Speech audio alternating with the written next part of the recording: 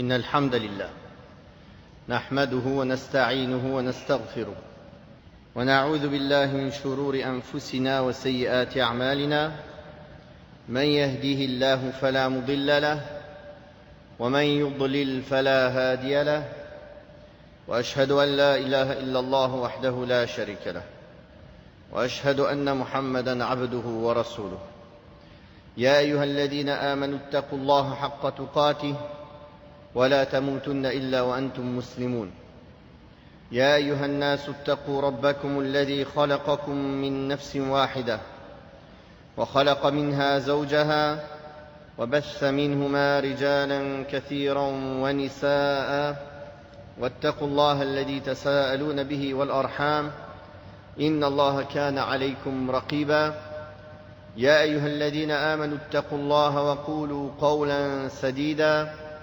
يصلح لكم أعمالكم ويغفر لكم ذنوبكم ومن يطع الله ورسوله فقد فاز فوزا عظيما أما بعد فإن أصدق الحديث كتاب الله وخير الهدي هدي محمد صلى الله عليه وسلم وشر الأمور محدثاتها وكل محدثة بدعة وكل بدعة ضلالة وكل ضلالة في النار. La fois dernière, nous avons parlé de la zakat sur l'or, l'argent et sur les monnaies. Je vais parler d'un point que j'ai oublié de citer la fois dernière, car je voulais terminer rapidement, je n'ai pas eu le temps. Il y a plusieurs points que je n'ai pas pu citer, mais il y a un point qui est essentiel pour le calcul de la zakat sur l'or. Si on a de l'or plus de 85 grammes, on a expliqué la fois dernière pourquoi 85 grammes, comment on est arrivé à 85 grammes. Parce que c'est 20 mithqal, 20 pièces de dinar en or. Et une pièce de dinar en or, c'est 4,25 grammes d'or pur. Donc ça fait 85 grammes. Si on a donc plus de 85 grammes d'or et qu'on veut sortir la zakat, si c'est de l'or 24 carats, il n'y a pas de souci. C'est de l'or pur. Donc on sort 2,5% de sa valeur. De sa valeur au jour où on sort la zakat. Le jour où on doit sortir la zakat, on regarde à combien est le gramme d'or pur. Sur Internet, on cherche prix du gramme d'or, prix du kilo d'or, on divise par 1000 ou prix du gramme d'or. Et par rapport à ça, on voit combien on a de grammes d'or. Si on a 100 grammes d'or, 24 carats, et le prix du gramme est 60 €, donc on a l'équivalent de 6 000 €. Donc on doit sortir 2,5%, 1/40e de 6 000 €. Pour l'instant, c'est simple. Si on a de l'or 21 carats, 18 carats, 14 carats, 11 carats, comment on fait pour calculer la zakat à sortir? Parce que qu'est-ce que ça veut dire 18 carats? 24 carats, c'est l'or pur. 18 carats, c'est de l'or à 75%. Et il y a 25% d'un autre métal sur lequel il n'y a pas de zakat à sortir. 14 carats, encore moins de pourcentage. 11 carats, encore moins de pourcentage. 21 carats, un peu plus. Donc comment on calcule la zakat qu'on a à sortir? Notez bien. On note le poids de l'or qu'on a. On part sur 100 grammes, d'accord? 100. Multiplié par les carats. Donc si on dit que c'est 18 carats, ça fait 100 multiplié par 18.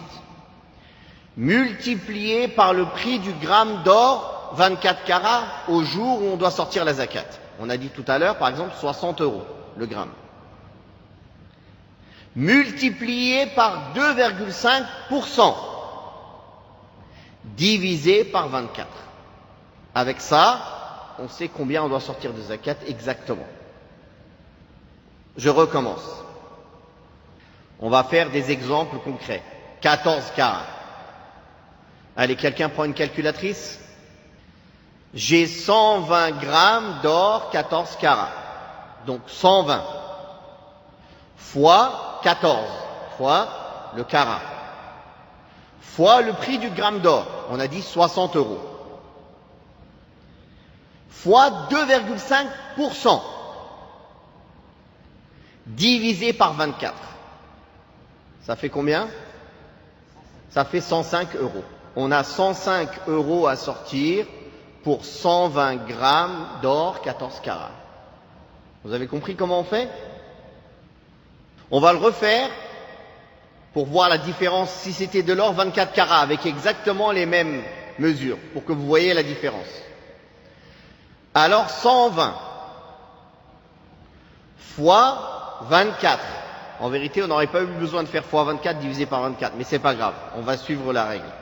120 fois 24 fois 60, le prix du gramme, fois 2,5% divisé par 24, ça fait 180 euros. Donc, si on a 120 grammes d'or 24 carats, la zakat obligatoire à sortir, c'est 180 euros. Et si on a 120 grammes d'or 14 carats, la zakat obligatoire à sortir est 105 euros. En partant, bien sûr, là on part du postulat que le prix du gramme d'or est 60 euros. C'est à peu près ça en ce moment. Je crois que c'est 59, 58, 60, 61. Je crois entre la semaine dernière et cette semaine, je ne sais pas si ça a augmenté ou diminué. La semaine dernière, c'était 59 euros le gramme. Barakallahu fikum. Taïb. Donc ça, c'est un calcul qui est essentiel. On recommence. C'est quoi la formule? Le poids de l'or que l'on possède, multiplié par le carat, c'est-à-dire de combien de carats est cet or, multiplié par le prix d'un gramme d'or pur, c'est-à-dire d'un gramme d'or 24 carats. De toute façon, sur Internet, dans les cours d'or, ils ne donnent que le prix de l'or pur. Ils ne donnent pas le prix de l'or avec les différents carats. Donc, multiplié par le prix d'un gramme d'or, multiplié par 2,5%. C'est-à-dire quand on fait la calcul, on écrit fois 2,5%, divisé par 24. En faisant ça, on sait exactement combien de zakat on a à sortir sur notre or. Barakallahu fikum. Une fois que l'on a vu cela, nous allons parler d'une autre zakat, qui n'est pas la zakat parmi les piliers de l'islam, mais qui est une zakat aussi obligatoire, qui est zakatul fitr, la zakat de la fin du ramadan, de la rupture du jeûne. Le cheikh a dit, Ibn Umar radiyallahu anhuma a dit, le messager d'Allah sallallahu alayhi wa sallam imposa la zakat de la rupture du jeûne comme suit. Il s'agit d'un sar de date ou un sar d'orge qui est exigible de tout musulman, esclave ou libre, homme ou femme, jeune ou vieux. Il a été ordonné aux musulmans de s'acquitter de cette zakat avant la prière. Ce hadith, il est rapporté par le Bukhari et Muslim. Donc, le cheikh a dit, le musulman est tenu de s'acquitter de la zakat de l'fitr, de la rupture du jeûne, pour sa propre personne, ainsi que pour ceux qui sont à sa charge. Ceux qui sont à sa charge sont ceux qui sont à sa charge obligatoirement, c'est-à-dire son épouse, ses enfants, ses parents. S'ils ont besoin d'être pris en charge, ils sont obligatoirement à sa charge. Donc si ses parents sont à sa charge habituellement, il sort la zakat pour eux. Bien qu'il est préférable pour tout pubère, épouse, enfant, parents, ou toute personne qui est à la charge d'une personne, de le sortir pour lui-même. Mais si le responsable le sort pour eux, c'est valable, c'est suffisant. Car c'est vers lui que l'obligation est tournée. Comme il est obligé de dépenser pour eux, il a l'obligation aussi de sortir la zakat pour eux. Jusqu'au jour où, par exemple, les enfants sont capables de subvenir à leurs propres besoins et qu'ils vivent seuls. Dans ce cas-là, ils doivent la sortir pour eux-mêmes. Le père n'a plus à la sortir pour les enfants. S'il le fait, c'est valable à condition qu'il prévienne ou que le fils sache qu'il délègue son père pour cela. Ou vice-versa. Si le fils dit à son père, c'est moi qui vais sortir zakat pour tout le monde de cette année par exemple, le père dit d'accord, pas de problème. Parce qu'il faut l'intention, c'est une adoration. Donc on ne peut pas le faire sans informer la personne concernée. Pour qu'il puisse mettre l'intention. Pour qu'il puisse nous déléguer ou déléguer la personne pour la sortir à sa place. Ça, c'est la première règle à donner. Cette zakat est obligatoire pour toute personne qui est vivante ou qui vient de naître le matin de l'Eid ou la nuit de l'Eid. Dès que l'Eid est rentré, avant la prière, toute personne qui est vivante, même si elle meurt avant Salat, on doit sortir zakat de son héritage, zakat al-fitr. Ou un nouveau-né qui est né, on doit sortir zakat pour lui. Et tout enfant en bas âge, personne âgée, toute personne à notre charge, à l'époque même quand il y avait des esclaves, même les esclaves à la charge de la personne, il doit sortir la zakat pour eux. Ça, c'est les personnes qui sont à sa charge obligatoirement. Il y a une autre catégorie dont les savants parlent, c'est les personnes qui sont à sa charge volontairement. Qu'est-ce que ça veut dire? Une personne, on n'a pas la charge obligatoire de dépenser pour elle, mais on l'a fait de manière volontaire. Pendant tout le mois de Ramadan, on a dépensé pour tous ses besoins. On l'a nourri, on l'a logé. Alors, c'est à nous de sortir zakat pour lui aussi. Ça, les savants appellent ça celui qui est à notre charge volontairement. Car la personne à ta charge, elle est de deux catégories. À ta charge obligatoirement ou à ta charge volontairement. C'est-à-dire de ta propre volonté, tu as décidé de le prendre à ta charge pendant tout le mois de Ramadan. Que ce soit le logement, la nourriture, tu t'occupes de lui comme si il était vraiment à ta charge. Et la zakat est liée à cela, est liée au mois de Ramadan, aux dépenses du mois de Ramadan, aux gens qui sont à notre charge pendant tout le mois de Ramadan. Donc les savants disent que dans ce cas-là aussi, la personne qui a pris à sa charge volontairement une personne pendant tout le mois de Ramadan, alors il sort la zakat aussi pour lui. Barakallahu fikum. Taïb. Donc on a parlé de la condition du temps. Aussi, pour sortir zakat, il y a plusieurs moments. Un moment obligatoire, un moment recommandé, un moment permis, un moment détestable et un moment interdit. Obligatoire, c'est dès que la nuit de l'Eid est entrée. Elle devient obligatoire. Donc le moment recommandé, c'est de la sortir entre le Fajr du jour de l'Eid jusqu'à la prière. C'est le meilleur moment pour la sortir. Le moment permis, c'est de la sortir 1 ou 2 jours avant. 1 ou 2 jours ici, comme l'a dit Abdullah ibn Umar, radiyallahu anhuma, c'est pas 1 ou 2 jours au choix. C'est 1 ou 2 jours selon la situation du mois. Si c'est un mois de 30 jours, 2 jours avant. Si c'est un mois de 29 jours, 1 jour avant. C'est-à-dire, on ne peut pas la sortir avant le 29 de Ramadan. C'est ça que ça veut dire, 1 ou 2 jours avant. C'est-à-dire, quand le 28 de Ramadan, le Maghreb arrive, on rentre dans le 29 au Maghreb, on peut commencer à la sortir à partir de la prière du Maghreb. C'est-à-dire la nuit du 29. C'est permis.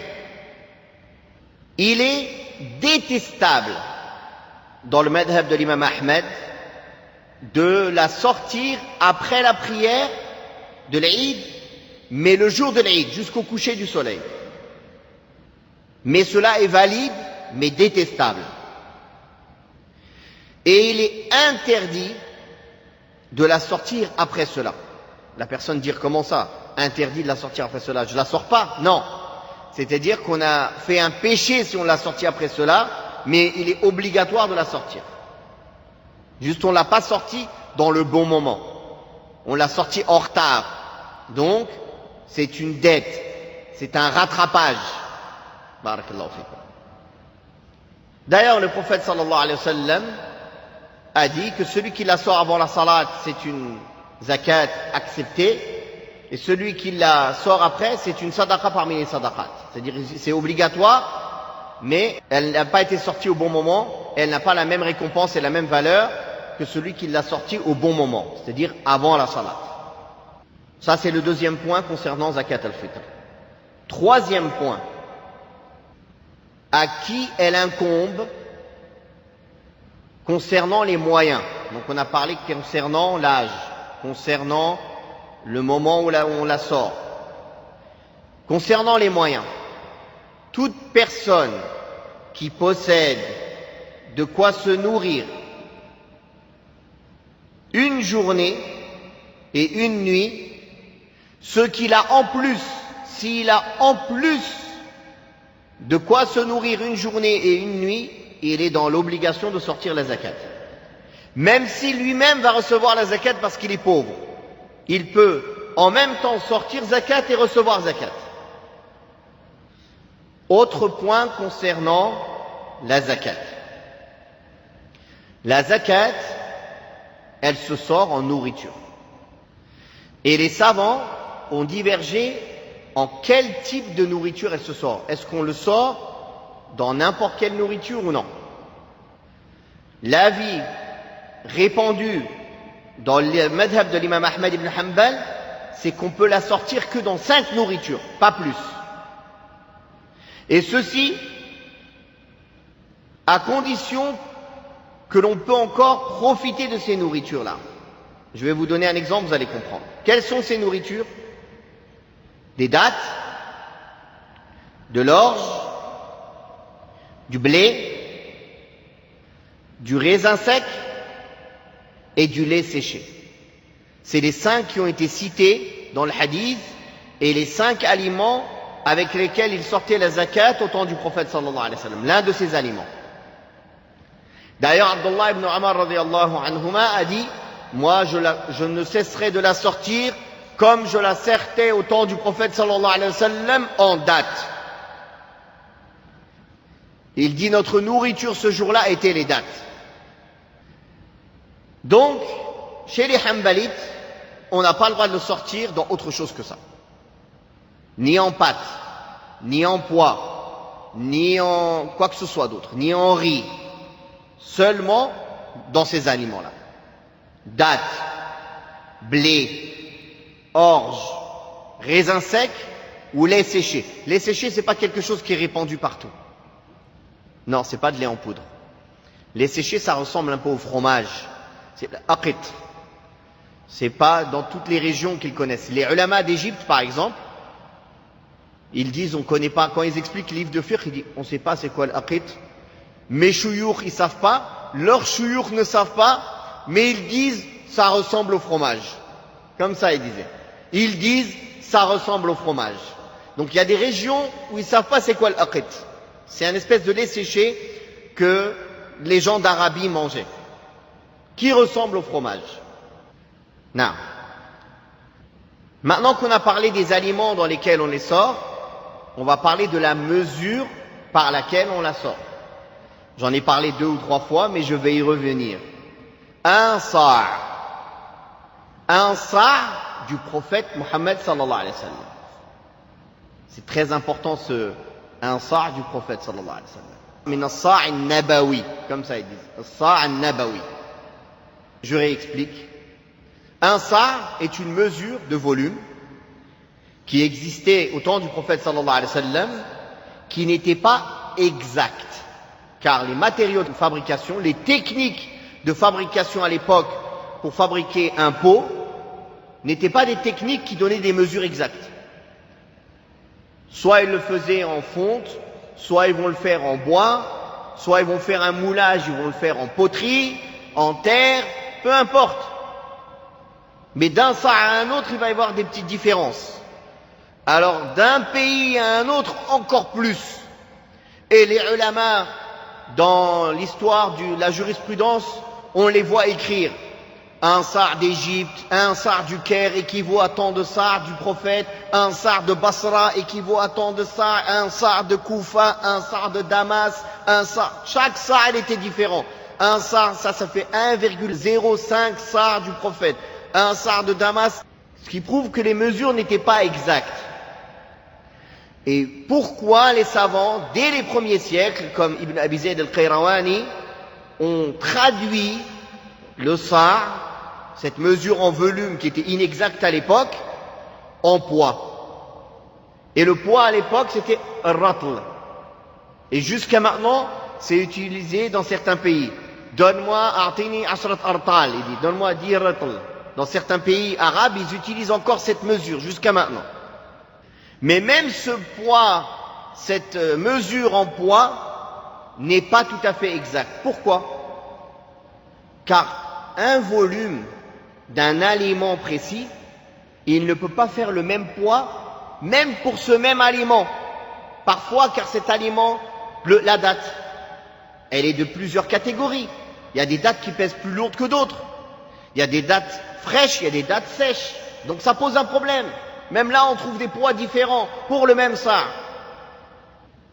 N'est-ce pas? Alors on ne parle pas si c'est des aliments différents. Le blé, l'aqit, le lait séché, l'orge, le raisin sec, ça va donner des poids complètement différents. Donc, les savants contemporains, quand les mesures contemporaines ont été mises en place, ce qui ne date pas de si longtemps que ça dans l'histoire du monde.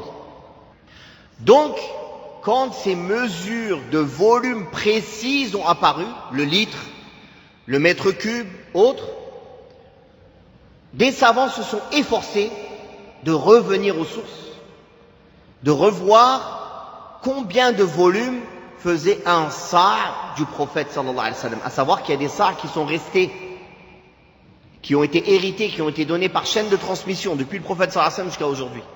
Des mouds et des sars. D'ailleurs, les étudiants, ils ont une ijaza qu'ils ont pris de leur shuyukh dans le moud. Notre cheikh Yahya ibn Uthman al-Hindi rahimahullah, il donnait des ijazas dans le moud du prophète sallallahu alayhi wa sallam, qu'il avait lui-même pris de son cheikh, que lui avait pris de son cheikh jusqu'au prophète sallallahu alayhi wa sallam. Et un sar, c'est 4 mouds. D'accord? Donc, les savants ont réuni tous ceux qui avaient des chaînes de transmission de mouds, de sar, jusqu'au prophète sallallahu alayhi wa sallam. Et ils ont essayé de définir avec des mesures précises. Aujourd'hui, ça fait combien en volume? C'est pour ça qu'en fait, c'est des données nouvelles. C'est pas des choses que vous trouvez dans les livres de fiqh anciennement. Et parmi ceux qui ont fait cet effort, c'est une institution en Arabie dont son rôle est de traduire toutes les mesures religieuses en mesures contemporaines. Ils prennent les distances. Un farsakh, c'est combien? Allez, c'est combien de milles? 1 mille au temps à l'époque, c'est combien de kilomètres? Un sar, c'est combien? Un moud, c'est combien? Etc. Toutes les mesures que l'on peut trouver dans les livres de fiqh, dans les hadiths, ils ont fait un effort de les traduire avec des mesures précises contemporaines. D'accord? Et ils ont présenté ça aux savants. Et ils ont vu un sar, ça fait exactement 2,920 litres d'eau. Tu prends un récipient, tu mets dedans 2,920 litres d'eau, tu fais un trait, tu coupes à ce trait, tu as un sar du prophète sallallahu alayhi wa sallam, de l'époque du prophète sallallahu alayhi wa sallam, exactement. Ils l'ont arrondi, Hayat Kibar al-Ulama d'Arabie, ils l'ont arrondi à 3 litres. Ils ont dit un sar c'est 3 litres. Toujours un peu de sécurité, bien sûr. Ils ont dit c'est 3 litres. Donc dans les fatwas, vous allez voir, 3 litres. Et ils ont été plus loin. Avec ces 3 litres, ils ont fait des tests. Allez, ramenez-moi tous les types de riz, tous les types de blé, tous les types de dattes, tous les types d'orge, tous les types de aqit, tous les types. Ils ont vu, ça fait 2 kilos, 2 kilos 100, 2 kilos 300, 2 kilos 700, 2 kilos 800, Ils ont dit ça dépasse jamais 3 kilos. Alors, le conseil permanent de la fatwa d'Arabie, et c'est la fatwa de Cheikh Ibn Baz, rahimahullah, ils ont dit, sortez 3 kilos de n'importe quel aliment où vous êtes sûr d'avoir sorti un sa'. Vous êtes sûr d'avoir sorti un sa' et un peu plus. Voilà pourquoi, je le dis et je le répète, je l'ai dit la semaine dernière et je le répète aujourd'hui, tous les tableaux qui sont transmis pendant Ramadan sont tous faux. Tous, sans exception. Si vous comprenez mon discours, vous pouvez comprendre facilement ce que je dis. Quand ils vous disent un sa' de riz, ça fait tant de kilos, c'est faux. Quel riz? À quelle saison? Quel type? C'est faux. Il faut qu'ils nous disent quel riz, quel type de riz. Quand ils disent tant de kilos de date, quelle date? Fraîche ou sèche? Est-ce que c'est des soukari? Est-ce que c'est des majdoul? Est-ce que c'est des dagla? C'est quoi? Vous savez très bien qu'il y a des dates, elles ont des gros noyaux, d'autres elles ont des petits noyaux, d'autres elles ont beaucoup de chair. Est-ce que ça influe pas sur le poids, tout ça? Bien sûr. Est-ce que des dates fraîches, elles ont le même poids que des dates sèches? Non. Les dates fraîches, elles sont plus lourdes. Il y a plus d'eau dedans. Pourtant, ça prend le même volume. Donc, de deux choses l'une. Soit vous voulez faire les choses en volume et vous faites couler 3 litres, vous faites un trait. Vous n'allez pas jouer les méticuleux 2 litres 920. Ça, je vous l'ai donné pour la science. 3 litres. Vous faites un trait et vous mettez vos aliments dedans et vous sortez le nombre de sa' obligatoire. C'est très bien. Soit vous ne voulez pas faire ça, sortez 3 kilos. Car ça ne dépasse jamais 3 kilos. Jamais même 2 kilos 900 et quelques. Jamais. Peu importe l'aliment, peu importe qu'il soit frais ou sec, peu importe la catégorie. Et c'est pour cela que depuis des années, je répète et je dis 3 kilos. 3 kilos. Les gens disent non, moi j'ai fait le test. Barakallahu fik, j'ai compris que tu as fait le test. Je sais qu'avec certains aliments, un sa' ça fait 2 kilos 100 ou 2 kilos 500. Je te donne une règle générale que tout le monde peut appliquer. Tu vas donner un tableau aux gens avec le type du riz ou la date à laquelle tu as pesé le riz. Qui va pratiquer ça? Personne. C'est impraticable ces tableaux. En fait, ils sont impraticables. Barakallahu fikum. Donc ça fait la 3e fois que j'explique l'histoire du sa', mais c'était nécessaire. Car si on ne comprend pas l'historique, on ne comprend pas, la personne va dire mais pourquoi aujourd'hui vous dites ça? Dans les livres de fiqh on ne connaît pas ça. On entend c'est tant de ratl. D'accord. Et je vous ai expliqué pourquoi ils l'ont fait en ratl. Et que même le ratl c'est pas précis. Ça pose le même problème que les kilos aujourd'hui. Jazakumullah khairan. Le cheikh a dit il convient de s'en acquitter en donnant aux bénéficiaires ce qui leur est le plus utile parmi ces aliments précités. Chez les Hanbalites, ils disent ce qui est préférable c'est de le donner en date, puis en orge, puis après le plus utile. Le cheikh a pris un autre avis aussi qui est un avis chez les Hanbalites, c'est de le donner dans l'aliment le plus utile. L'aliment le plus utile. Et zakat al-fitr, il n'est donné qu'aux pauvres. C'est pas comme zakat al-mal, comme on va le voir, qui est donné à 8 catégories. Zakat al-fitr, c'est donné qu'à une seule catégorie. Les pauvres et les indigents. Al-fuqara ou al-masakin, c'est tout. Personne d'autre. Puis le cheikh a dit, il n'est pas permis d'en différer la distribution en l'effectuant après le jour de la fête, comme on l'a expliqué tout à l'heure. Selon le messager d'Allah sallallahu alayhi wa sallam, cette zakat fut instituée afin de purifier le jeûneur du péché des actes futiles et des paroles indécentes et afin de nourrir les indigents. Nourrir les indigents, c'est sur ça que se basent les savants pour dire que c'est obligatoirement en nourriture. Nourrir les indigents. Et qui? Les indigents, seulement les pauvres. Elle est pour quiconque s'en acquitte avant la prière de la fête une zakat agréée, et elle est une aumône ordinaire pour quiconque s'en acquitte après la prière de la fête. Puis le cheikh a cité un hadith général qui parle du bienfait de sortir les aumônes obligatoires ou même surérogatoires de manière cachée. Car la zakat, c'est une adoration. Allah seul connaît la réalité de cette adoration. Car la personne peut se montrer devant tout le monde, je donne ma zakat. En vérité, il ne donne pas la réalité de ce qu'il doit donner. Mais Allah seul le connaît. Ou la bonne manière. Donc, il a cité le hadith que le prophète sallallahu alayhi wa sallam a dit, cette catégorie de personnes qu'Allah place sous l'ombre de son trône le jour où il n'y a d'ombre que la sienne. Il a cité parmi eux un homme qui dépense de sa main droite sans que sa main gauche ne sache ce que sa main droite a donné. Et ceci est valable, que ce soit pour les aumônes obligatoires, encore plus pour les aumônes surérogatoires. De faire ça sincèrement pour Allah et de le cacher. De ne pas se vanter de nos aumônes. D'ailleurs, c'est un malheur aujourd'hui que les gens veulent absolument tout filmer, tout montrer, jusqu'au point où on se pose la question sur la sincérité des œuvres. Filmer ses obligations, filmer sa umrah, filmer son hajj, filmer sa prière, filmer ses zakats qu'on donne, filmer les aumônes qu'on donne. Où est la mise en pratique de ce hadith? Où? Est-ce que vous n'avez pas peur d'arriver le jour du jugement dernier et faire partie des gens qui vont être traînés la face à première en enfer? Les 3 premiers par lesquels l'enfer est attisé, le prophète sallallahu alayhi wa sallam a dit, c'est un combattant, un savant et une personne généreuse.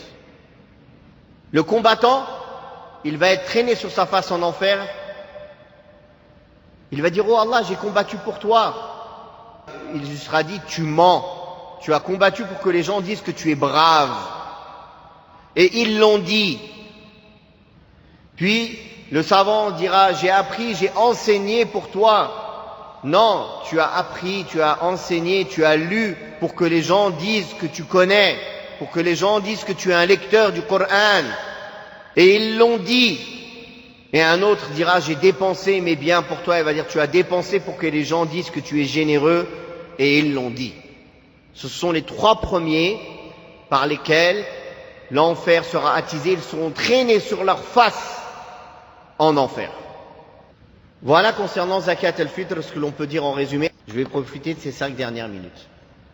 En islam, Allah subhanahu wa ta'ala nous a enseigné dans son livre, à travers les différentes histoires, comme l'histoire de Moussa et le Khidr et d'autres. Comment était Moussa alayhi salam avec le Khidr quand il est parti pour apprendre avec lui. La politesse dans l'accompagnement, dans la manière dont il le questionne, dans la manière dont il lui a demandé la permission de le suivre. Aussi le prophète sallallahu alayhi wa sallam dans son assise quand il était avec les compagnons, comment ils étaient assis, comment ils se comportaient, comment ils parlaient. Ainsi les compagnons avec leurs élèves et les grands savants de l'islam comme Malik, Shafi'i, l'imam Ahmed et les Abdullah ibn al-Mubarak et autres, qui ont enseigné différentes politesses dans toutes choses et parmi ces choses-là, dans l'apprentissage de la science. Ils donnaient une très grande importance à la politesse dans l'apprentissage de la science.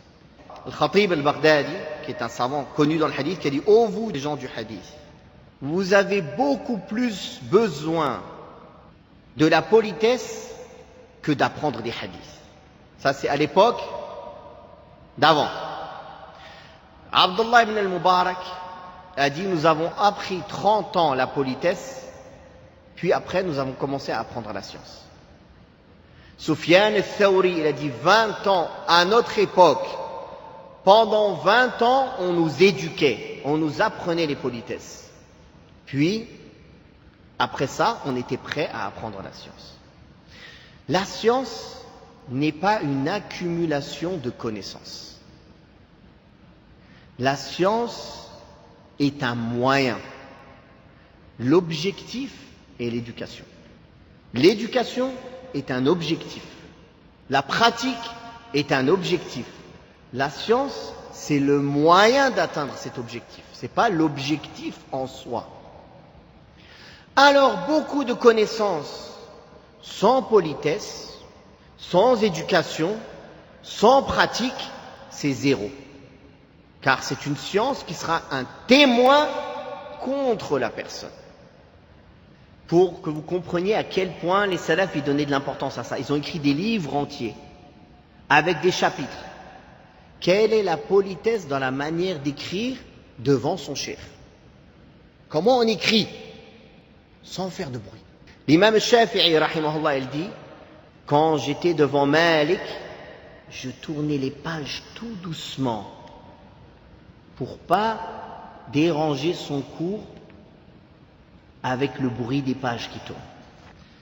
Des grands savants du hadith, ils sont allés voir un savant du hadith, ils sont restés debout pendant du Maghreb jusqu'au Isha. On lui dit asseyez-vous, il dit on a trop de pudeur pour s'asseoir. Et ceux qui étaient debout, c'était l'imam Ahmed, Ali ibn al-Madini, c'est des montagnes de science. Abdullah ibn Abbas, radiyallahu anhu an abi, qui est le faqih, le savant de cette communauté, parmi les savants de cette communauté, pour lequel le prophète sallallahu alayhi wa sallam a fait dua, a fait des invocations. Il allait à l'heure de dhuhr en été. Sortez là, à l'heure de dhuhr, vous comprendrez, ceux qui habitent ici, ils savent.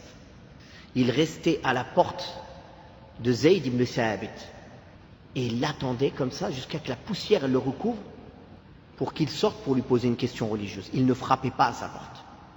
Quand il est sorti, il dit « Oh toi le cousin du prophète sallallahu alayhi wa sallam, mais pourquoi tu n'as pas frappé? Pourquoi tu ne m'as pas dérangé ?» Il a dit « C'est comme ça qu'on nous a enseigné d'agir avec les gens de science. C'est comme ça qu'on nous a enseigné d'agir avec les gens de science. » La communauté francophone, c'est celle qui a le plus besoin d'apprendre ça. Pourquoi? Parce que dans la communauté francophone, la familiarité est vulgarisée. Tout le monde est familier avec tout le monde. Tout le monde parle avec un autre comme s'il le connaissait depuis 100 ans, même s'il a 30 ans de plus que lui, 50 ans de plus que lui, il est plus âgé ou plus de science, peu importe. Ah ça va, Khoya, paf, il lui tape dans le dos, il n'y a rien. Donc, c'est un message qu'il m'est obligatoire de transmettre, car je ne conçois pas d'enseigner sans éduquer. Je considère que j'aurais trahi ma mission. Wallahu a'lam, wa sallallahu ala Muhammadin wa ala alihi wa sahbihi wa sallam.